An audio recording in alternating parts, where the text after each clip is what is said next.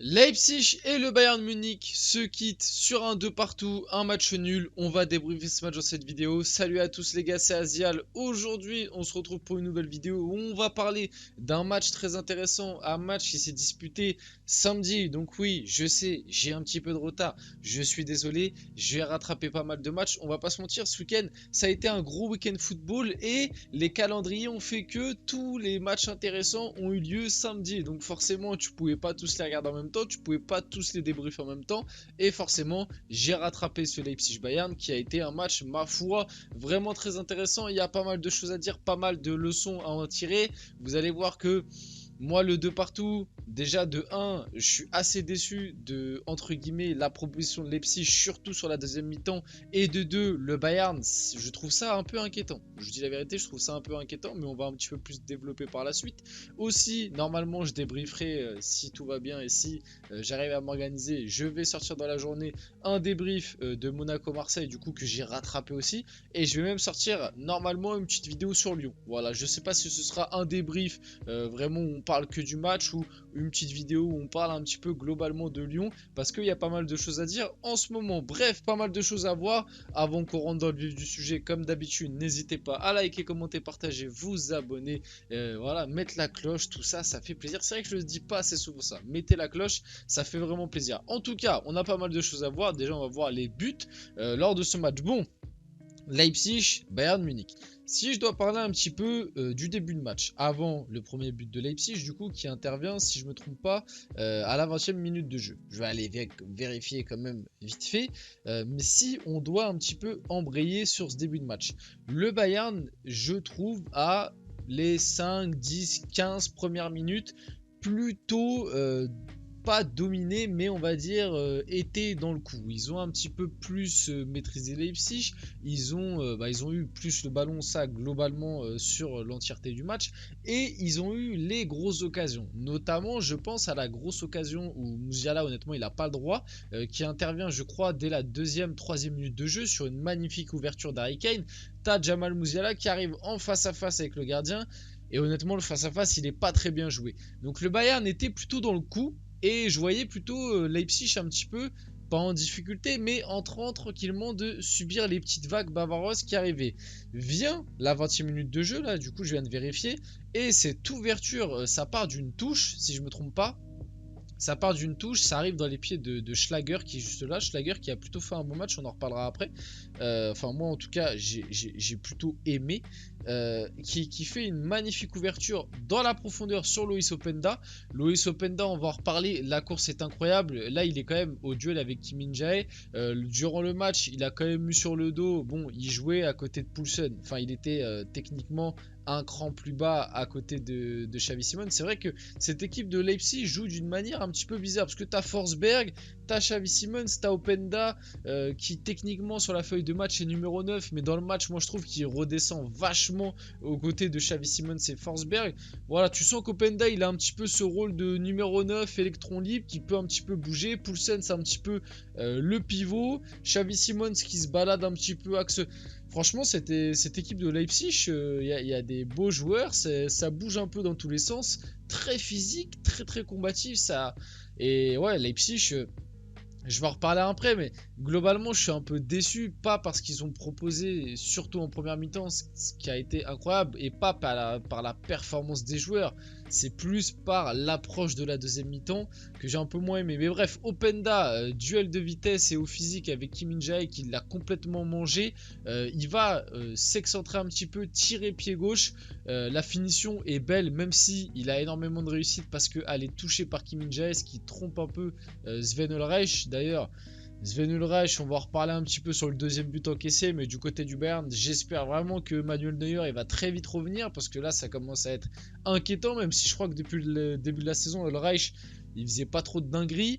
Alors là aujourd'hui il s'est décidé, il en a fait 2-3. Heureusement il n'y en a que une vraie qui le punit parce que avant ce but là de Leipzig déjà il y a un moment où il fait une relance catastrophique et Forsberg te loupe complètement sa frappe mais la cage est vide.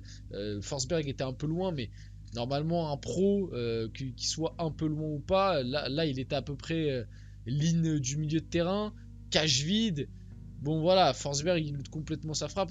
Normalement, avec une petite transversale, tu peux lober le gardien et à peu près la cadrer quoi. Et même au pire, il y avait Xavi Simons qui pouvait décaler sur le tech et qui lui aurait pu aller fixer cage vide. Bref, il y avait mieux à faire sur cette action, mais ouais, Ulreich il a fait pas mal de dingueries pendant ce match. Ça fait 1-0 du coup à ce moment-là du match pour Leipzig. Openda buteur. Et je vais parler vite fait de Luis Openda, mais son adaptation du côté de Leipzig est assez impressionnante. Globalement, son match là est très bon. Les frères, franchement, je vous invite. Je sais pas si on peut trouver, je sais pas, une compile ou quoi.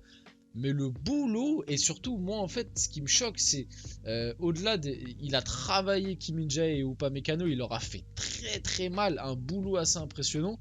Et moi, ce qui me choque avec Openda, c'est au-delà de la puissance, tu sais, il va vite quoi, mais au-delà de ça, la puissance athlétique qui dégage le mec, et tout en ayant une bonne qualité technique.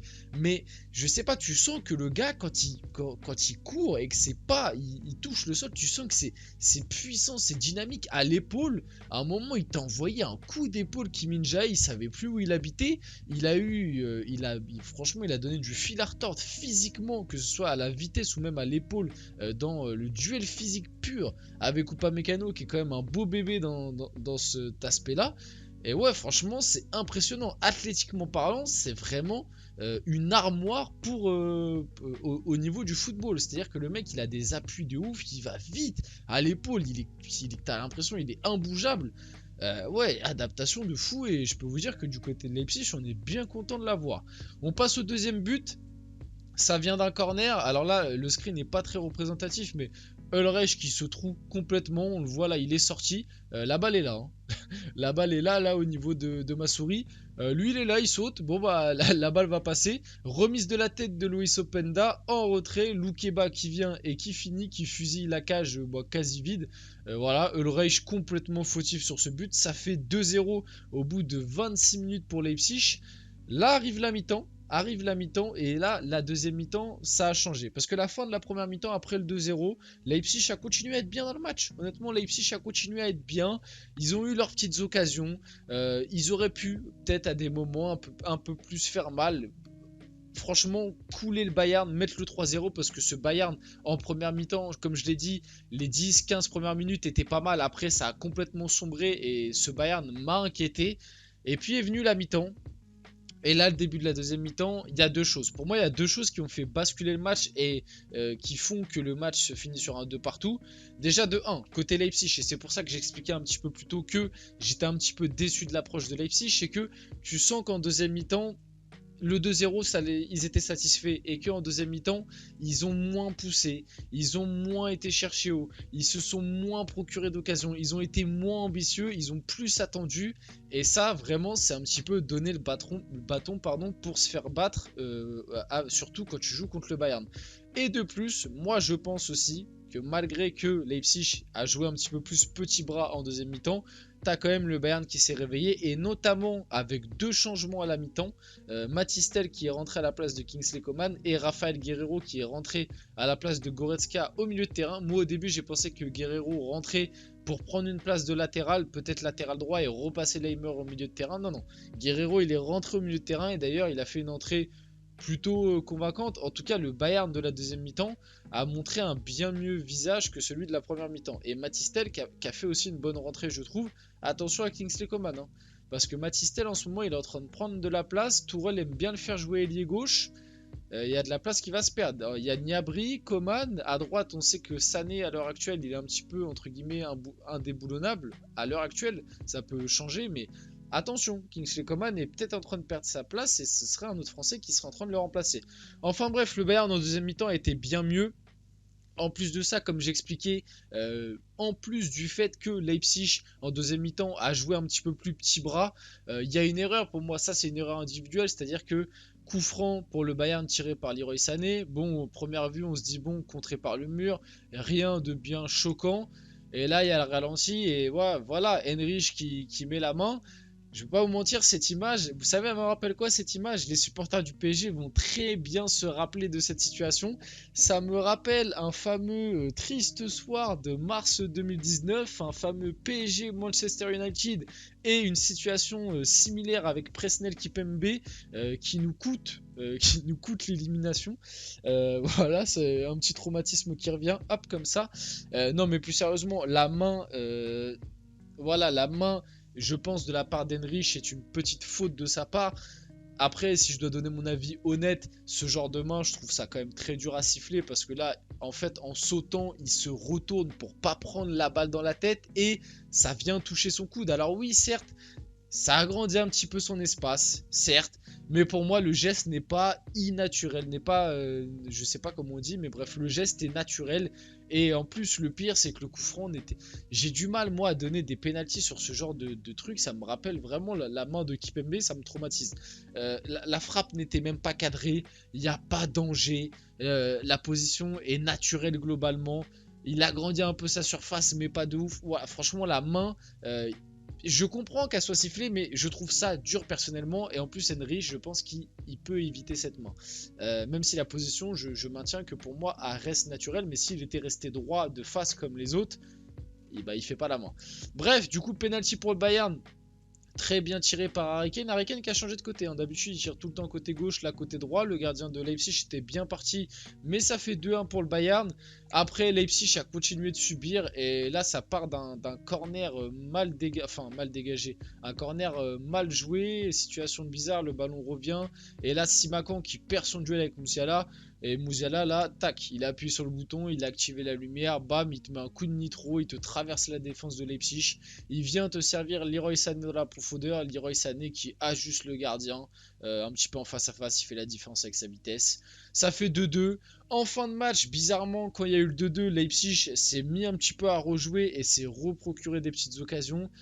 Mais voilà, la fin de match, et au final, si tu prends la globalité du match, la finalité, le match nul n'est pas non plus un scandale parce que le Bayern a globalement dominé la deuxième mi-temps et Leipzig a globalement dominé la première mi-temps.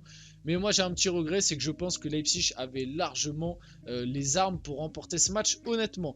Vite fait parler des prestats individuels, Loukeba était très bon côté Leipzig, Openda aussi, j'ai bien aimé aussi Campbell même s'il est sorti assez tôt dans le match, Schlager, Xavi Simons, Forsberg, ça fait des matchs honnêtes honnêtement, Henrich, le penalty et esquivable. Simakan aussi a été pas mal à noter.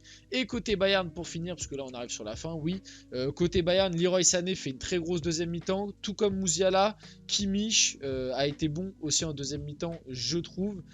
Derrière, j'ai un petit peu de mal, que ce soit le gardien ou les 4 défenseurs, c'est compliqué. Et j'ai bien aimé la rentrée de Matistel et de Rafael Guerreiro. Voilà, on arrive sur la fin de cette vidéo. J'espère qu'elle vous a plu. Si c'est le cas, n'hésitez pas à liker, commenter, partager, vous abonner. C'était Azial et on se retrouve très rapidement pour une prochaine vidéo.